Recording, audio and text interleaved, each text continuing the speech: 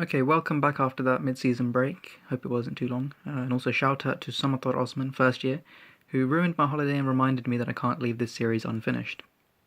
So in this lecture, I'm going to be talking about the heart and urogenital system, which develops from the mesoderm. So the mesoderm forms the heart, the muscles and the skeleton, as well as the urogenital system.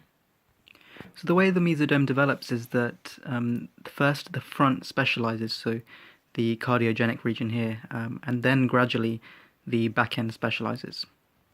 And the sort of layout of the mesoderm you can see here with the cardiogenic region at the front end, the notochord in the center lying under the neural tube, and these sections called somites, and these are the preparaxial somites, that's what they're called.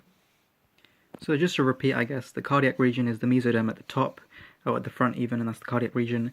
The preparaxial somites, they're either side of the notochord, and the mesoderm condenses and forms sections, which are the preparaxial somites.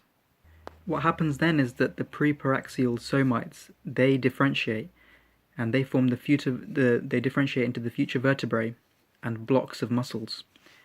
And like I said, the notochord, which is in the center, is lying under the neural tube. What happens is that the spinal nerves from the neural tube branch out and innervate the preparaxial somites and the various vertebrae and muscle blocks.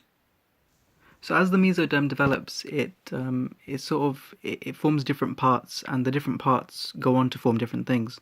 So this is a cross section showing mesoderm development, and I'll just talk you through it. So this is posterior, this is anterior. You've got the neural tube, the surface ectoderm, which is obviously the skin and nervous system. The notochord is deep to the neural tube. The endoderm is shown here, which will form the gut tube. And the mesoderm is sort of like the grey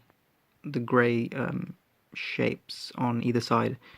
And it's got different parts to it. So the paraxial mesoderm, para means next to, so the paraxial mesoderm is next to the axis, shown here. The intermediate mesoderm is further lateral. It's either side of the vertebral muscle. And also you've got these two sort of processes coming anteriorly. So you've got the inner lateral plate mesoderm, and you've got the outer lateral plate mesoderm. Now what happens to the intermediate mesoderm, which is shown here, either side of the vertebral muscle, is that it goes on to form the urogenital system.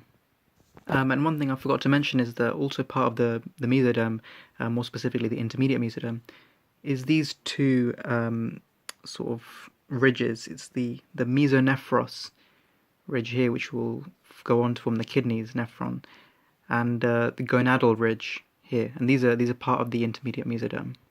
The lateral plate mesoderm, which as I showed is more anterior with the inner and outer parts to it. It's the opposite side of its opposite sides of the mesoderms, at this side and this side, and the lateral plates. It's got an outer part and inner part, as I said. What the outer part does is it will form the outer muscle wall. So that's the abdominal muscles and just outer abdominal wall anteriorly.